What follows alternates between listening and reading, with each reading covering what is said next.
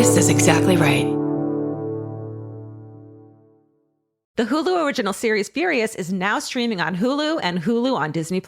Starring Emmy Rossum as Alice Black, Furious follows a rookie FBI agent on the hunt for Catherine, played by Lola Pettigrew, a mysterious and calculating female serial killer. While Alice upholds justice, Catherine kills for it, terrorizing the rich and powerful men of New York in her pursuit of vengeance. With secrets that change everything, Alice discovers there's a thin line between hunter and prey. Watch the Hulu original series Furious. Now streaming on Hulu and Hulu on Disney Plus for bundle subscribers. Terms apply. Goodbye.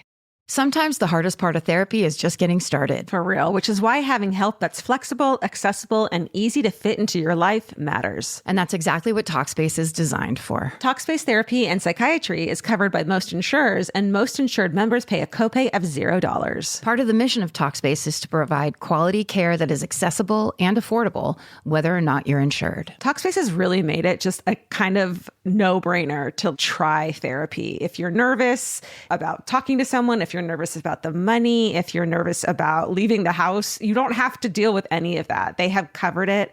And for me, like, that is best way to get into therapy. Take all the what ifs out. You know you got to do it. You know you do. As a listener of this podcast, you'll get $80 off of your first month with Talkspace when you go to Talkspace.com/MFM and enter promo code SPACE80. That's SPACE80. To match with a licensed therapist today, go to Talkspace.com/MFM and enter promo code SPACE80. Goodbye.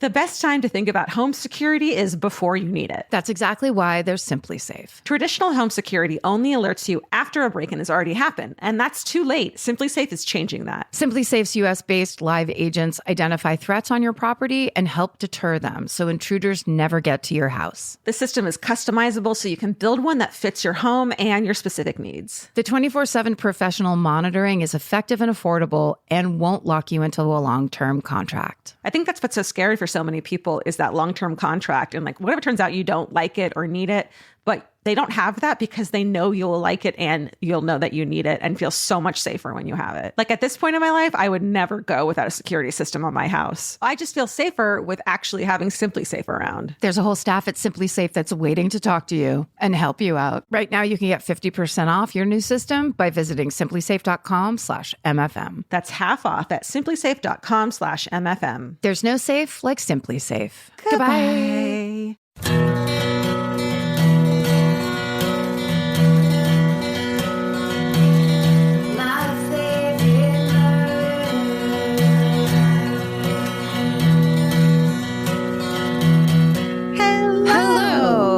And welcome to my favorite murder, the Minisode. It's Minnie. That's Karen Kilgara. Oh, that's Georgia Hardstark. Hi. And we're about to read you your emails that you sent us. That's right. I'm repping MFM by wearing our own merch. Georgia's at home wearing merch, being a fan of herself, practicing self-care and positivity. That's right. I yesterday went for a walk and had the Stay Sexy. I had an SSDGM shirt and our fanny pack. This is terrible. Keep going. And then Vince's We Watch Wrestling hat on. And I was just like at the concert with the band tee and the open band tee. It was pretty sweet. And holding a big picket sign that says, please ask me about my several podcasts. I beg you. A little embarrassing. You're just trying to get back in the mix. I'm just trying to get people to listen. I just like Thank you. Yeah. No, you're right. I shouldn't tease you. I should be thanking you for being our street team. I'm like cardboard sign girl. Do you want to go first this week? Absolutely. It'll be fun. All right. This one's been in the news. It's important.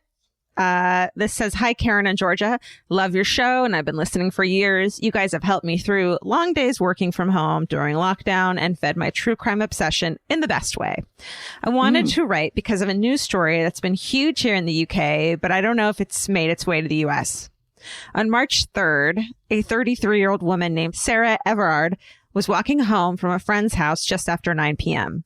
She was last seen wearing brightly colored clothes and walking on a main road in South London, and then she disappeared. It was unclear what happened to her, and there was a desperate search for her until today her remains were found in Kent, outside London. And a police officer has been arrested on suspicion of her kidnap and murder. It sparked a big controversy about women feeling unsafe in our own streets. I live in South London with my roommate just a couple of streets away from where this happened. It's a really popular part of town for young professionals to live, sort of the equivalent of the East Village, Murray Hill area in New York. It's really affected us and so many others. We don't feel safe going on runs by ourselves or even walking for 5 minutes to the grocery store alone if it's dark. In the aftermath of Sarah's disappearance, police advised women not to walk alone at night. And it just feels like yet again, the blame is being placed on women for the actions of violent men. All we can think is that you can do everything, quote, right, as Sarah did, wear bright clothes, tell your friends where you're going, keep to busy streets when you walk home, and still be the victim of terrible crimes like this. I just wanted to let you know about this in case you hadn't heard. There's still a lot of mystery as to exactly why and how this happened, but for now, the whole of UK and London in particular are just reeling from this tragic news and thinking of her family. SSDGM, Kirsten. Yeah, Kirsten, we have heard about this case here. Lots of people have been talking about it, especially people that listen to this podcast and sharing articles about it. And I've seen a bunch of, I assume they're BBC News clips of people being interviewed. Yeah, it's horrible. Yeah, it's horrible. And compounded by the fact that if she was murdered by a policeman, then it's that idea that you think it's someone that you can trust and that you're safe with. Totally. And that you can't. Yeah, it's that thing of like, you're giving the women a curfew as if we're at fault again. And time again that happens, and the men aren't punished or inconvenienced at all for what is, their actions. Or just that it's the first thought. The first thought is it's your own responsibility. I would also like to point out, though, and I bet you lots of women have realized this too, that this kind of thing of having that idea of going out thinking you're safe and the police become a threat is something that women of color deal with every single day. Yes. That people of men of color percentage wise the most, but women of color for sure. So along with the anger and the fear, I hope there's also empathy and a realization that you're actually just coming into a scenario that some people have lived in all their lives. Yes. 100%. Yeah. But I do think a lot of people are talking about it. I hope that the women in London know that. Yeah. That lots of people here are talking about it for sure. Definitely. Okay. Well, I'm going to switch it up with this email because it's an email of terrible job stories. Oh, I got one too. Let's do it. Oh, really? Yeah. Okay. I don't even remember us talking about that or asking for it. It was because of the Photoshop. Yes. Okay. Being a photo, like an old school photo developer. Yes. And the weird pictures you'd find. Okay. It's all a blur. Okay. So this says, hello all. You requested unknown terrible job stories, and I have some really good gems from when I worked as a lifeguard. Oh, yes. I got two that I was like, oh, I didn't even think about how fucked up that was. Yes. Love lifeguard. Yeah. Great. Let's do it. I started guarding at age 15 as a lifeguard because you should always put teenagers in charge of people's lives. Oh my God, it's so true. Yeah. My first rescue was of a teenager who scalped himself on the diving board. This happens more often than you want to know. He refused all care and would not let me touch him, even though he was bleeding profusely. Of course, because you bleed the most from your head, right? Turns out he was in witness protection. A teenager in witness protection. And being a city pool, being that it was a city pool, all the rescue reports become public records. Oh, fuck. A few days later, 2 official-looking people showed up, and all the staff who had worked that incident had to sign documents saying we would never speak of that incident. Well, great that's being read on this podcast. You signed some documents and you have completely. I guess it was. Do you think there's a 20-year lapse on that? Absolutely. All right.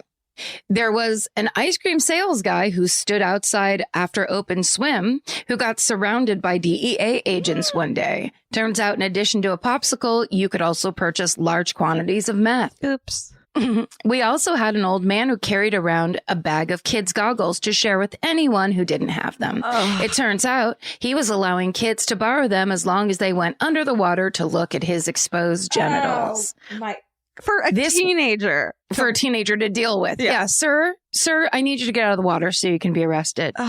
This went on for years before it was discovered. Of course it did. My final story is that we had a window in our control nest, which is where the guards go when we're not on the stand, that looked into the sauna to make sure people weren't having sex in there or overheating. Or both. Or both. We often had a creepy man that would just stare in. So he's in the sauna staring into the lifeguard nets. Big surprise that one day he was caught masturbating while staring into that window. Stay sexy and always remember that yellow and white swimsuits go see-through when wet. Brittany. Excellent. Excellent job. Exactly what we were looking for when we forgot what we said we were looking for. Perfectly executed. Send them in. Oh my God. Yes. There's so many layers to that. But the most one is, why are 15-year-olds even at a pool? Even mostly at a pool where it's like it truly is children's lives. Yeah. Yeah. It's like, I guess they care the most, or this is right when they still care about things, or it's also like, I don't know. You can't, someone 100 pounds or over, how are you going to save their lives? I guess technique. I don't know. Okay. I think you get a big hook, I think, these days. A net? There's a hook. Wait, can I just tell you really quick? Because I think my sister deserves credit for this. Absolutely. You know, my sister, she has been a grammar school teacher for 30 plus years. Yeah. And they had a end of the year swim party one time. And she was standing there, of course, because she is not no one in our family is a swim and bathing suit in front of people. I think none of the teachers really, they were all just like, go swim. And I don't want to be in there with you. Sure. And as she's standing fully dressed on the side of the pool talking to somebody else, she looks over and she can see a kid at the bottom of the pool, dives directly in fully clothed and pulls him out of the bottom of the pool. Hero. Credit to my sister. And if it was just, one of the many things she had to do that day. Selfless.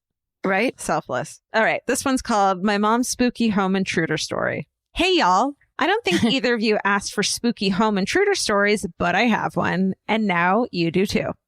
Sweet. This is a true story from my mother's childhood that I've made her tell me over and over since I was a kid. It's just creepy enough to give me pretty bad nightmares back then. And at one point, my mother had to convince me she'd made the whole thing up. I checked with her recently. It definitely happened. Enjoy. The whole thing is like, I was kidding. There is a Santa. It was a lie. I was trying to scare you. Yeah. I'm taking us back to Waco, Texas in the 60s. My mom, her two brothers, and a neighborhood kid are all playing outside, completely unsupervised because the 60s. It starts to get pretty hot outside, and the neighborhood kid suggests everybody come over to his house for a glass of water. His parents are out running an errand, but the doors are unlocked. Again, the 60s. So that's not a problem. All four kids head over to the house, walk into the kitchen, and immediately notice something odd. On the floor are 2 or 3 plates smashed to pieces. As the kids look around, they notice that's not the only weird thing about the kitchen. Cabinets are ajar, drawers have been left open, various glasses and silverware have been moved. The place is a mess. And because children know no fear, they decided to split up and look through the house for anything else that looks out of place. They're like, we're Nancy Drew. You go that way. Yeah, I'll go to the attic. That's right. No. I know. They check every room, open every door, look behind every curtain. Nothing. After a while, the kids get bored with the house and decide to run down the street where my mom's parents live to tell them what happened. On their way to my grandparents' house, they're all exchanging stories of their uneventful home search when my Uncle Bob mentions something odd. Earlier, when everyone had split up to scope out the house, he'd opened the coat closet in the front hallway. He looked down at the pairs of shoes lining the floor and noticed something strange. In one pair of shoes were a pair of legs. No. Did you see that coming? I saw it coming, but it's still chilling. It doesn't matter. It still happens. Scared shitless, I'm sure, but ever pragmatic, my uncle simply shut the door on the coat closet and waited until everyone was across the street to talk about it. Yes. No one ever caught the guy. Nobody was hurt. And in the end, it made for a really spooky story that I'm sure my mother is tired of repeating over and over. Stay sexy and don't actively seek out home intruders, especially when you're 10 years old and your friend's parents aren't home. Emily from Dallas, Texas. Yeah. It's just classic.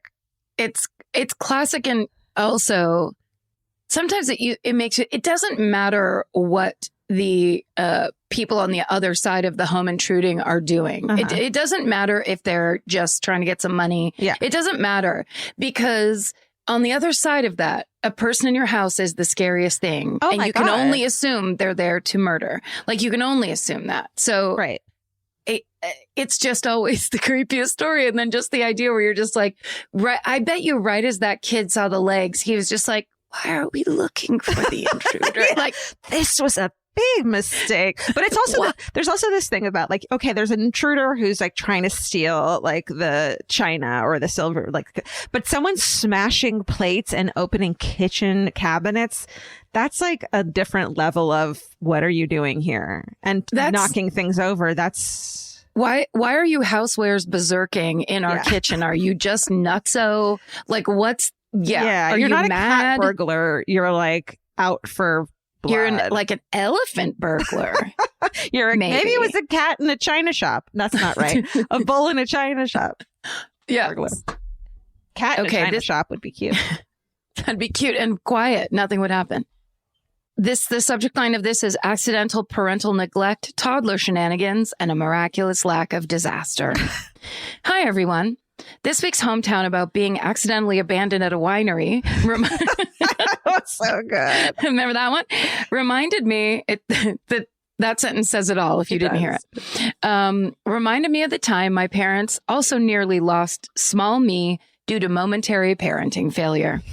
Until I was about 7, my family only had one car on account of it being the early 90s and living in a small town. So each morning, everyone would get into the car and we'd drop Mom at work and my brother at school, and Dad and I would go back home.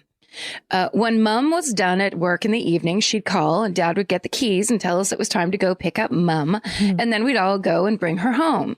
One day I was about 2 and Dad was doing some boring adult thing that wasn't focusing all his attention on me, like washing clothes or cleaning the house. 2-year-old me decided that this was bullshit and it was time to get another adult on the scene so I could get the attention I so clearly deserved. I love that. And this is in title case. Being a strong, independent toddler who didn't need no adult, I took matters into my own hands, found Dad, and announced I was going to pick up Mom. Yeah. This is a fun kid. Dad, thinking that the 2-year-old was playing a game of some sort, went, okay, sure, have fun, and went back to whatever not me thing he was paying attention to. I, however, grabbed a set of old keys from the toy box and walked out the front of the house and wandered off in the general direction of Mom's office. Oh. Cut to about 15 minutes later, when Dad realizes things are suspiciously quiet, goes looking for me and realizes I am not in the house. He remembers telling me to have fun picking up Mom, freaks out, legs it to the police station. Fortunately, a lovely grandmotherly type had found me walking down the side of the old highway. Oh my God. Almost certainly not wearing shoes. Taken me home with her, called the police, and then given me a glass of cordial and some cream-filled biscuit. A glass of that's liquor. No. It's not. No. Do you think she'd give the baby liquor? If she was a fun grandma. I bet you this is from, this looks like it might be from Wales because the name looks so decidedly Welsh. Probably like a sweet drink of some sort. Yeah. Maybe a strawberry milk. Steven, did you find it? Steven's looking it up. Yes. Furiously. It's to describe a tonic syrup or non-alcoholic drink that is often considered to be quite sweet. So it's like a Shirley Temple. Yeah, Shirley Temple. Yeah. All right. My bad. Sorry to throw that grandma under the bus. This kid got double treats. Like, can you imagine your grandma giving you a Shirley Temple and cookies? Something of unsupervised children will get a coffee and a espresso and a puppy. It's the thing of like, let me wire this kid up before I send him home to his neglectful parents. Okay. And they say a glass of cordial and some cream-filled biscuits, neither of which we had at home. Yeah. And Dad came to retrieve me shortly after. Nearly 30 years later, he maintains this is one of the scariest things that's ever happened to him. And I have no clear memory of anything except the fact that getting cordial and cookies at the same time was really exciting. Oh my God. Stay sexy and maybe don't give the toddler permission to walk down main roads unaccompanied. Caradwin. That's amazing. This name is Ceiridwen. And then they gave me the phonetic. Good for you. Caridwen. These have been some really lately greatly written, wonderfully written hometowns. Yeah. And this one tops the cake. You don't top the cake. You could top the cake with some wonderful frosting and of hometown writing. Too, and have it with a cordial. Take it to the old lady down the street that saves your children.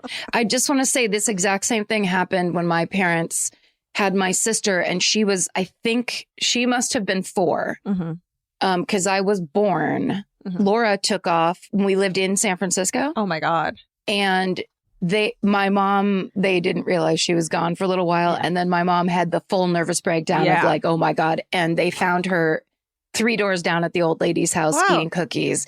And that's when my parents decided to move to Petaluma. My mom's like, I can't raise kids in this city. She's not wrong.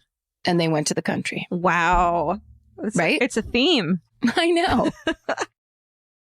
In the summer, healthy habits are easy to keep until you leave the house. You walk out the door, and the next thing you know, you're barefoot and feral in a gas station candy aisle. That's why Kachava makes it easy to maintain your routines. Kachava is an all-in-one nutrition shake, and now it comes in new travel packs. Every packet gives you a simple shake with protein, fiber, vitamins and minerals, greens, probiotics, omegas, electrolytes, and more. They're easy to toss into a bag, easy to take on the road, and a simple way to stick with your normal wellness habits, even when your schedule changes. Man, that Kachava matcha in the individual packs is like my dream snack. It's exactly what I need and want in between the like not great meals I'm eating for lunch and the snacks I would have had anyways that are terrible for me. Like this is something I feel like I'm treating myself when I take. You're treating yourself to vitamins, fiber, all these things that your body really wants and needs and kind of craves that it does seem like it takes a big effort to get. So now you're getting it all in one packet and in a little drink you like. Take your daily ritual with you. Go to Kachava.com and use code MFM for 15% off your first order. That's Kachava,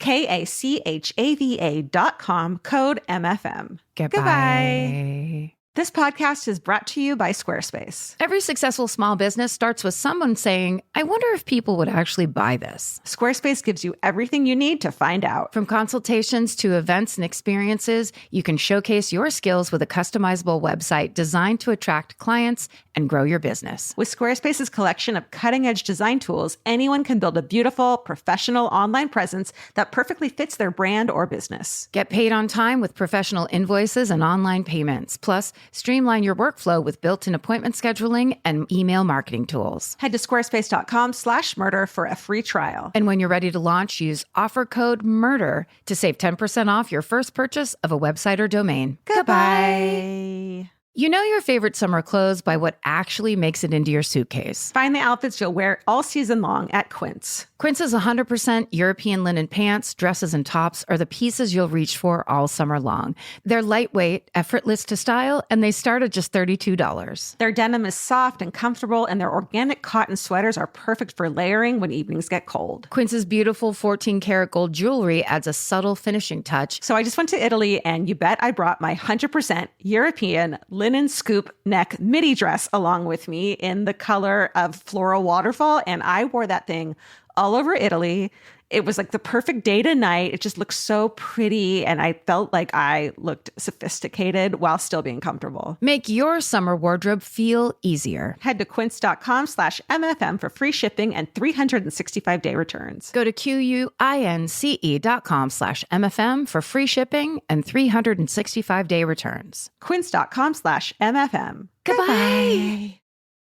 That was great. Okay, this is called David Lynch style small town secrets and filthy dirty tales from the dry cleaner. Hi all. This is in response to a recent minisode when a listener dished the dirt on 90s photo processing labs. Yes. This reminded me of the time I worked in one, and yes, we saw all the photos. In fact, the manager helpfully kept a stash in his drawer of young women posing in underwear. Probably in case the owners lost their copy, right? Although the majority of photos I saw were of naked middle-aged swingers standing in a field somewhere. Oh. What is up with the field and swingers? Can someone enlighten us? Maybe it's like they just feel freer there. It's better than a living room. Sure. Less smells. The air on your junk. Ball sack. Okay. But this also reminded me of another dirty, secretive profession I worked in, the dry cleaner. I just hadn't crossed my mind how nasty that must be. For real. I was 18 when I worked there for the summer, and being 18, I really didn't think too much about the job beyond the money, as there's no way you'd get me to rifle through the stained clothes of strangers now. You are literally forced to confront every type of bodily fluid produced by humans, and then have a detailed conversation with its secretor about how best to remove it. Secretor. I applaud you for that word. Wait, that's have you ever once taken something to the dry cleaner that had an embarrassing fluid on it? It's like, that's gone. It's gone. And then Throw it been away. like, let me point out how disgusting I am. I need this gone. See this? I made it. Well, here, listen to this. And when it comes to secretions, there is one that causes more mumbling, denial, and lack of eye contact than all the others. Say it with me. Semen. Customers will point out this mystery stain on their trousers, even when there's no need, just so they can deny its very existence. Usually followed up by, I'm not sure what that is. Can you do something about this? I don't know how it got there. Lipstick where it shouldn't be is the other stain that brings out the fear and denial in people. I also think that I inadvertently helped to cover up a murder when one day a shifty guy in sunglasses came in and dropped off a sealed bag. On opening, it contained a heavily blood-stained overalls. When I saw them, I froze on the spot. I had such a strong feeling that something was off, but my manager said, just run them through the machine twice. Then it says, goodbye, DNA. I always think that homicide detectives should talk to dry cleaners, as they truly do know everyone's dirty secrets. But that would probably make for the world's worst detective show. Because those are the dumbest murderers. Like, yeah. Why in God's name would you not get rid of incredibly bloody overalls? Don't give tips away, Karen. Don't give tips and tricks away.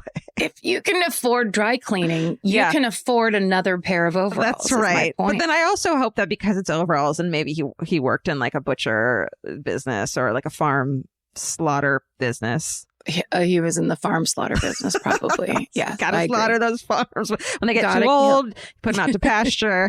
I would just prefer to work on a no farm, kill farm. That's my... Absolutely. They don't deserve to die at those farms. Anyway, thank you for all you do, and please continue to do it, as lots of us rely on your humor, strength, and warmth, and life lessons just to get by. Oh. And support dry cleaners, who are probably a dying trade, as we're all wearing sweatpants now. True. Love you both, and Steven too. XX Laura. Wow, that's such a good one, Laura. Yeah. Guys, use these as inspiration and tell us about your most fucked up jobs. What's your most fucked up job? The Gap? Who, mine? Yeah, or being a comedian. Some of those clubs you've played have probably... Jesus, talk about bloody overalls. Sticky floors and bloody overalls. That's your memoir. Your next That's memoir. all stand-up actually is. It's like trying to tell jokes to 11 people is like 6 pairs of bloody overalls. You know what mine is? I worked... Do you remember there was on DeLongpre and La Brea, there was a thrift store on the corner there. It said time to shop, like a vintage clock. Yep. I worked there, $5 an hour under the table. And it was the first day I worked there, the first hour, someone took a shit in the changing room. No. Yes. Why? My car got broken into in the back. It was so much like dirty old clothes. They accepted anything. Yeah, they did. And so people would come in. I'd give away clothes to homeless people all the time. It was just like people would like trade their clothes in, like on the spot. Go change. It was. I'll give you this shirt for your shirt. Yeah, yeah. It was a real fun job, but. It drove my mother so crazy that I shopped at thrift stores. My grandma too. She would go, "You're gonna get lice. Yeah. You're gonna get lice." I'm like, "No, ma'am, it's cool. My cool, grandma man." just didn't understand like coming out of the Depression and like needing to buy used clothes, being like, "Why are you choosing to buy used clothes?" Volunteering. Yeah. And you're like, "Because I want to wear your clothes, exactly, because you didn't fucking save your clothes, damn it." Okay. This last one is old-timey pet hero. Oh. Dear Georgia, Karen, Stephen, pets and listeners. Oh, finally, the listeners get a tip of the hat. Nice one. I'm in love with your podcast, and I really appreciate your honest talk about mental health. You have helped me more than I can express. Now on with my tale. Thank you. Thank you. Now you may go on. The story about the hero Rottweiler that you read on Minisode 217 reminded me of a family story that I discovered while doing genealogy research. Let me set the scene. It's July 10th, 1828, and a ship called the Dispatch was carrying 200 Irish immigrants to Canada, and it is sunk off the coast of Newfoundland. Oy. A 17-year-old girl named Anne Harvey was fishing with her father off the tiny Isle o' More, which means Death Island, Oy. when they noticed a keg and a straw mattress floating in the waves. They knew that a ship was in trouble and quickly retrieved Anne's brother and their Newfoundland dog to assist in the search. Have you seen a Newfoundland? Are they the you big know those fluffy dogs? fluffs? They're those big black ones, or sometimes brown, I think. And their fur is really thick, and their heads, they almost kind of look like Saint Bernard-ish, but they're a little more, and they just, all they do is save people. They're all about, it's like, we're here for you. What do you need? Yeah, you keep doing, it's like a parent trying to constantly make sure their child doesn't do things to die. Yeah. You're like that. You're humans and you're constantly trying to do things to kill yourselves. That's what I'm here for. Fine, I'm here. I'll go into the ice cold water. Aww. Fine. Okay, so they discovered many survivors clinging to a tiny island that would become known as Wreck Rock. The waves were treacherous, and they could not get their boat closer than 100 feet to the island due to the heavy seas. The problem was solved by throwing a billet of wood attached to a rope into the water, and they had their dog. His name is Harry Man. That was the name of the dog. Harry Man swim to the wood and drag it to the survivors. One person or a parent and child would grasp the wood, and Harry Man would drag them to Anne's boat. How do you even know how to do that? He just knew it. He just knew it in his boats, in his little dog boats. They did this over and over again from Sunday morning until all the survivors were rescued on Tuesday morning. Oh my God. So for 2 full days they did it. They could not have accomplished this without the help of their heroic Newfoundlander dog, Harry Man. I am related to the Smiley family that survived this wreck. They had been immigrating with their 2 toddler daughters and were to settle in Ontario. Another ship was sent to rescue the survivors off Death Island and took them to Halifax, Nova Scotia. Upon arriving, my ancestor, Catherine Smiley, refused to ever board another ship. Hell yes, Catherine. Yeah. Yes, Catherine, What did she you're say? right. What did she say? How'd she say it? There's no way I'm getting on that thing again. They'll go down. They go down. Thank you. There aren't any more smart dogs around like this other one. We lucked out this time. All right. Thank you. She refused to ever board another ship, and the family settled in Nova Scotia. If it weren't for the quick reaction of Anne Harvey, her family, and most importantly, Harry Man, my family would not exist. It's amazing how the actions of a dog made my life and that of my children possible. It makes me guilty for complaining about the constant dog hair that falls off of my beloved Jack Russell Terrier, Milo. Remember to stay sexy and always have a Newfoundland dog with you when sailing across the Atlantic Ocean. And don't get murdered. Your loyal listener, Val. Oh, that was a great story. Oh. Do you think our dogs would do that? I think they would try. Frank, I think, would be a hero. They're past. Can you say Frank there? I can see Frank pass the fuck out on a cushy mattress. Frank has his own bed, and Frank might try if there was like a bag of Doritos attached to your neck somehow. That's the only way Frank would help you. He'd dip his paw in the water and be like, it's too cold. Where's the... Oh, I haven't turned the heat on this thing yet. He's like, yeah, I'd love to. You know, it's funny because George will not go near water. Oh, really? Yeah. Frank will do anything to, you know what? If everybody had a bag of garbage, Frank would be on that island. Like, what do you need? I'm here for you. Just let me tear into that garbage. That's his passion. If only we all had garbage attached to us, our lives would be constantly saved by dogs. How cute would that be if they were like, you're like, I'm just grocery shopping with my garbage of bags. It's fine. I love garbage. Leave me alone. Send us those stories that are similar but different. That's all. That's how it always has been. That's how it always will be. This was a perfect episode with perfectly written emails. If you've got one the same or better, you know that you owe it to us. Feel free to revise your email that you sent before. You know, maybe have your friend who's taken lit classes jazz it up a little for you. Go through, do some line cuts. Yeah. Chances are we've never read it. Don't take it personally. Yeah, so send it in again. Fill up that Gmail box until we have to pay a lot of money for our Google account. That's the new contest. See if you can fill the Gmail box. Until this isn't really worth it anymore because we're just paying so much for our Gmail account. And also, here's one more thing we want you to do. Stay sexy. And don't get murdered. Goodbye. Elvis, do you want a cookie? The best time to think about home security is before you need it. That's exactly why there's Simply Safe. Traditional home security only alerts you after a break-in has already happened, and that's too late. Simply Safe is changing that. Simply Safe's US-based live agents identify threats on your property and help deter them so intruders never get to your house. The system is customizable so you can build one that fits your home and your specific needs. The 24/7 professional monitoring is effective and affordable and won't lock you into a long-term contract. I think that's what's so scary for so many people is that long-term contract. And like, what if it turns out you don't like it or need it, but they don't have that because they know you'll like it and you'll know that you need it and feel so much safer when you have it. Like at this point in my life, I would never go without a security system on my house. I just feel safer with actually having Simply Safe around. There's a whole staff at Simply Safe that's waiting to talk to you and help you out. Right now, you can get 50% off your new system by visiting simplysafe.com/MFM. That's half off at simplysafe.com/MFM. There's no safe like Simply Safe. Goodbye. Cheap Caribbean's Jet Set July sale is here.